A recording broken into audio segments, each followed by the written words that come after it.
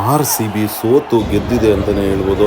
R C B ಸೋತರೂ ಕೂಡ ಇವತ್ತು ಸಾಕಷ್ಟು ರೆಕಾರ್ಡ್ಗಳು ಅಲ್ಲಿ ಸೃಷ್ಟಿಯಾಗಿದೆ. ಹೈಯೆಸ್ಟು ಚೇಸಿಂಗ್ ರನ್ ಕೂಡ ಆರ್ ಸಿ ಬಿ ಕಡೆಯಿಂದ ಬಂದಿದೆ. ಆರ್ ಸಿ ಬಿ ಸೋತರೂ ಕೂಡ 262 ರನ್ಗಳನ್ನು ಹೊಡೆಯಿತು. ಡಿ ಕೆ ಅವರು ಕೂಡ ಒಂದು ಅದ್ಭುತವಾದಂಥ ಬ್ಯಾಟಿಂಗನ್ನು ಮಾಡಿದ್ರು ಅಂತ ಹೇಳ್ಬೋದು.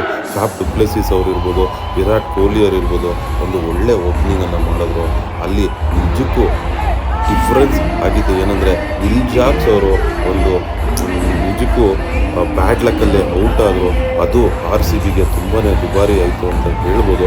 ಆದರೆ ಆರ್ ಸಿ ಬಿ ಅಭಿಮಾನಿಗಳು ನೋವಲ್ಲೂ ಕೂಡ ಗೆದ್ದಿದ್ದಾರೆ ಅಂತಲೇ ಹೇಳ್ಬೋದು. ಆರ್ ಸಿ ಬಿಯ ಒಂದು ಇಂಟೆಂಟ್ ಏನಿತ್ತೋ ಅದು ಚೆನ್ನಾಗಿತ್ತು, ಆದರೂ ಕೂಡ ಕೊನೆಗೆ ಆರ್ ಸಿ ಬಿ ಸೋಲು ಅನುಭವಿಸ್ತು ಅಂತಲೇ ಹೇಳ್ಬೋದು. ಪರವಾಗಿಲ್ಲ, ಏನೋ ತಲೆ ಮುಳುಗೋಗಿಲ್ಲ. ನೆಕ್ಸ್ಟ್ ಸೀಸನ್ ನೋಡ್ಕೊಳ್ಳೋಣ. Once R C B fan, always R C B fan ಅಷ್ಟೇ ಗುರು. ಏನು ಹೇಳೋಕ್ಕಾಗಲ್ಲ, ಏನು ಮಾಡೋಕ್ಕಾಗಲ್ಲ. Bad luck.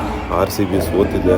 ಒಂದು ಇದು ಏನಂದರೆ ಆರ್ ಸಿ ಬಿ ಹೈಯೆಸ್ಟು ಕಡಿಮೆ ರನ್ ಮತ್ತು ಹೈಯೆಸ್ಟು ಅಗೇನ್ಸ್ಟ್ ಕನ್ಸಿಡರ್ಡ್ ರನ್ ಕೂಡ ಆರ್ ಸಿ ಬಿ ಇದೆ. ಈ ಎರಡು record R C B lowest ರೆಕಾರ್ಡಲ್ಲಿದೆ.